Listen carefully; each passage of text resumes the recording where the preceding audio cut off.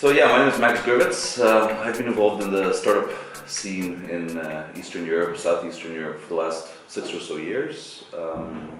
Rolled into it quite accidentally actually. I had a company in the Netherlands which was called Regeldit.nl. We did online legal services, a portal with where you can download templates, upload some of your legal documents, talk to lawyers online.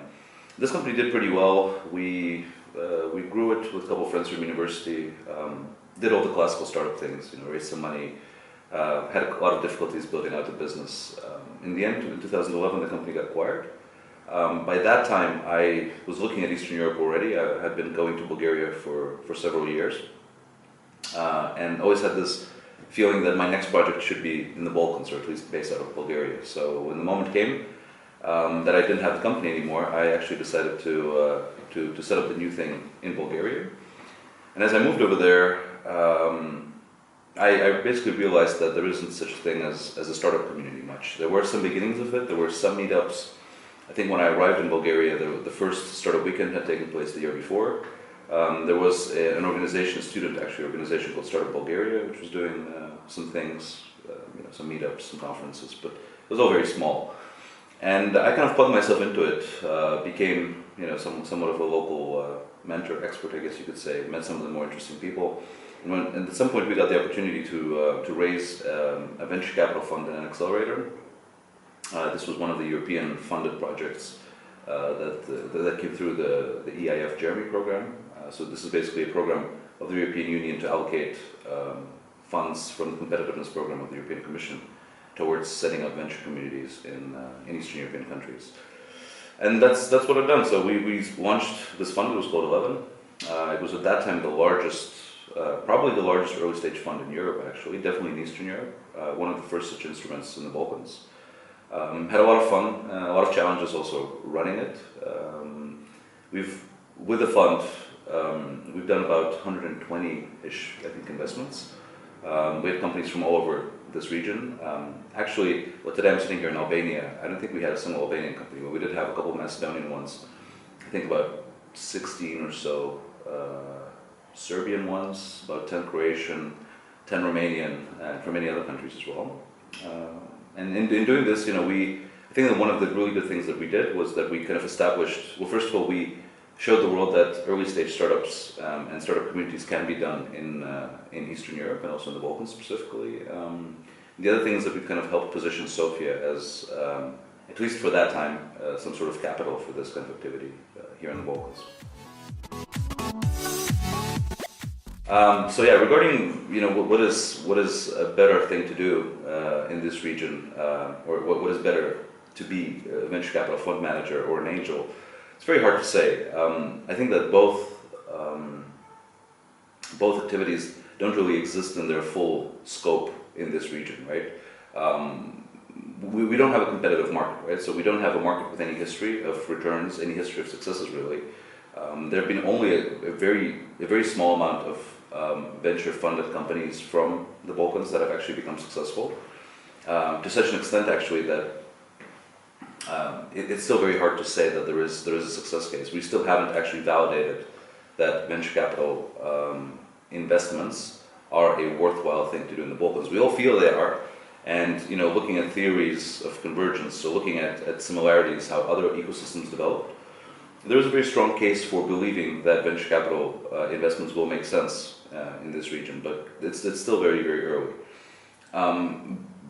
Comparing angel work and venture capital work, they both have their own benefits and their own drawbacks, right? So the benefit is, I guess, that the benefit of VC fund is you have a fund, you get a salary, so you have a job and you're managing money.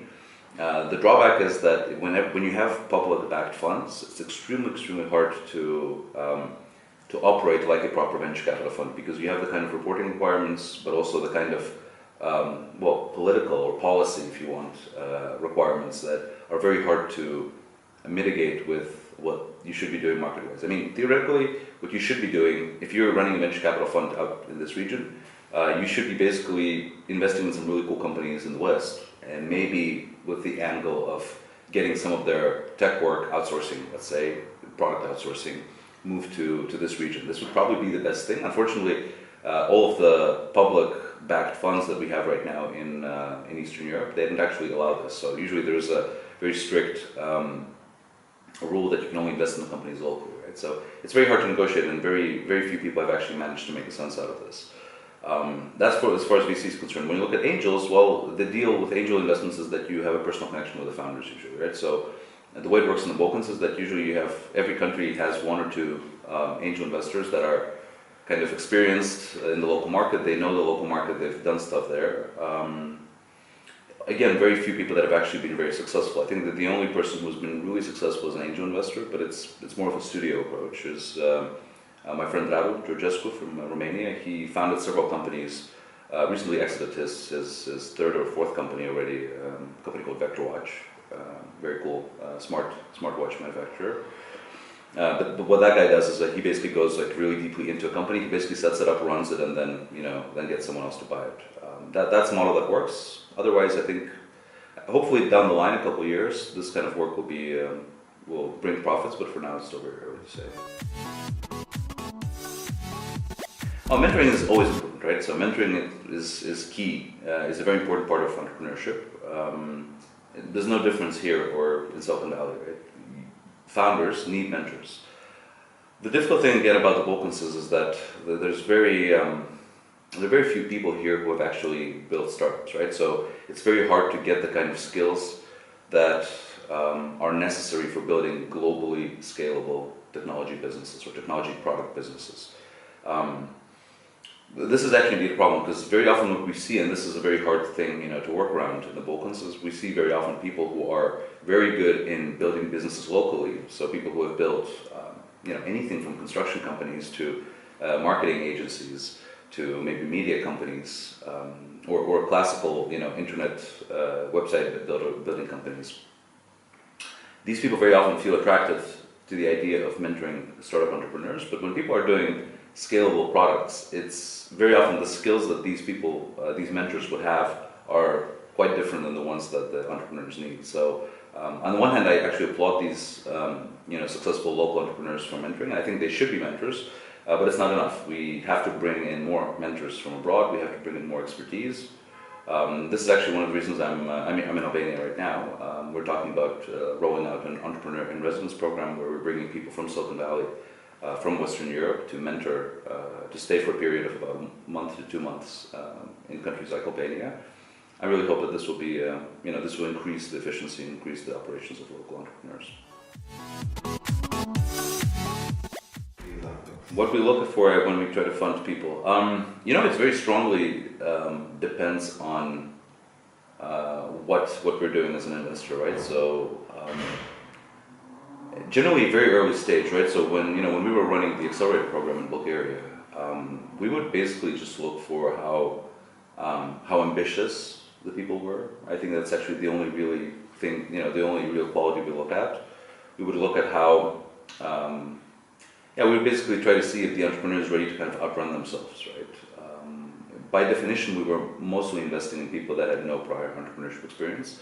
Sometimes they were just really young and very new. Sometimes there were people that had a great corporate career and even a management career behind their backs, but still hadn't really been an entrepreneur. Or sometimes they had been entrepreneurs, but completely non-startup entrepreneurs, right? So people that ran some kind of small local business.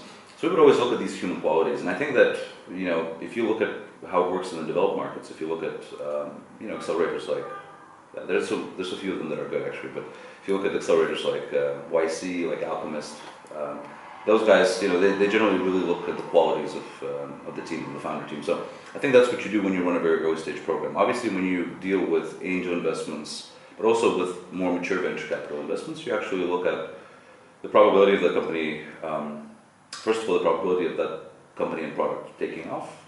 Secondly, at the likelihood of your knowledge and your network being of benefit to what they're doing, right? So you really, as an investor, you generally always have to bring value. That is also one of the really hard things about being an investor over here, is that it's just really, really hard to add value to companies in Eastern Europe, because what is needed, if you look at how venture capital funds work in the US, in England, and other developed markets, you see that funds usually help recruit and help pay for recruiting key staff, right? And it's usually key business development staff, what funds focus on. This is This is very hard to do again in Eastern Europe because there is very little such talent here, and it's very hard for an investor to be that bridge to talent which actually exists in a very different geography. So I've been in Albania for the last 2 days. I'm really enjoying it out here. I've visited several times before, but very briefly. I've been to Sarande on the south coast of Albania. I've driven through Albania a number of times on my way to Montenegro, but it's very good to be in Tirana for work for a couple of days and kind of get the feeling of the city. I've been able to meet a couple of entrepreneurs. Actually, tonight I'll be mentoring a group of them in one of the local programs at Vexento. So I hope that some of the most interesting meetings are still to be had. It's, for me, it's very hard to say at this point whether Albania performs better or worse than other countries in the region. I guess it's generally on par. I think that in Bulgaria, we were just very lucky that we had a very early start because, first of all, we had some funding, but we also had a couple of product companies that were actually based in Sofia when this whole thing started. So we were, just more lucky, a little more developed in that sense. I think that countries that don't have as much venture capital as Bulgaria had in the last couple of years, but still have a very good community like Serbia, like Croatia, they're also a little further ahead. Albania seems to be more on par with, Macedonia, Kosovo, Bosnia, Montenegro probably as well. This kind of countries, which, it's actually a very good thing because it means that in the next couple of years, Albania will probably go through the same growth process as the other countries did. But it's still very hard. It's just very, very hard to build startups in countries like this. If you're a young Albanian entrepreneur, right? So if you're here in Tirana or somewhere else in Albania and you're looking at doing a startup, probably the best thing that you can do, and this is generally true everywhere in the world, but also here, right now, the best thing that you can do is actually go work in a growing startup, right?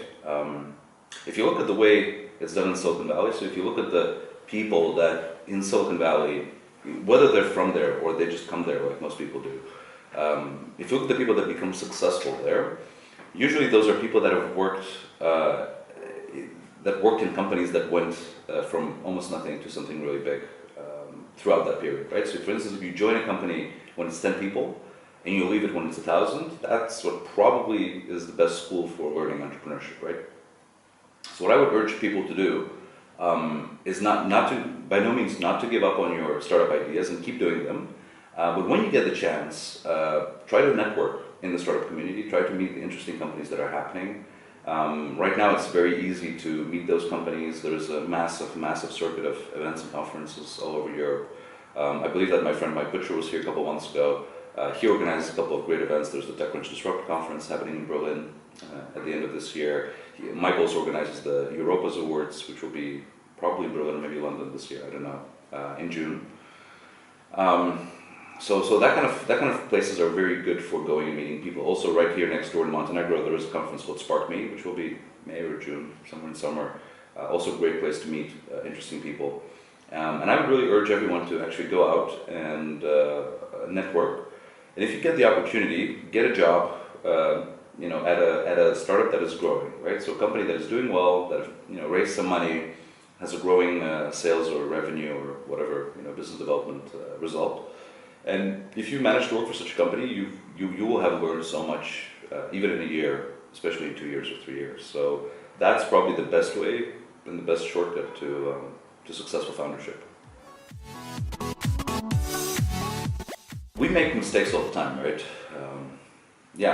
Made a lot of mistakes actually. When I look back at my first company, it was just a classical series of mistakes. We managed, I think, just mostly because we were A, lucky, B, we worked very, very hard. We managed to stay afloat for a certain period of time, and we even managed to get out of the company in a very decent way because it was bought off us, so it was worth something. We had clients, we had revenue, we had staff. But we made many mistakes. Like a lot of the classical mistakes, we raised money too early from the wrong people, too much. Then when we needed more money, we couldn't actually raise it very easily. Then we had to raise again on worse terms. A lot of the classical fundraising mistakes, a lot of the very classical operations mistakes. We hired the wrong people at the wrong time.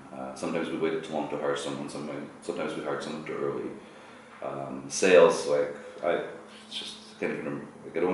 I don't even want to go into the details. We just did so much stuff that was wrong. Then later as an investor also, the same thing, like you learn every time you do something for the first time, you got to learn.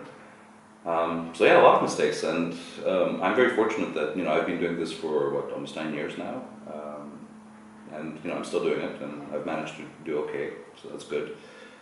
But, I mean, the thing is not about not making mistakes. I think that the lesson of startups, and it's especially a culturally relevant lesson in this region, is to actually make mistakes, but in a way that isn't fatal, and sharing, the experiences and kind of helping each other out as we all make mistakes. I don't know if it has already happened in Albania, but there's like this whole tradition of so-called fuck-up nights, or whatever they're called, fail cons, and all these stories where people come together and share fail stories.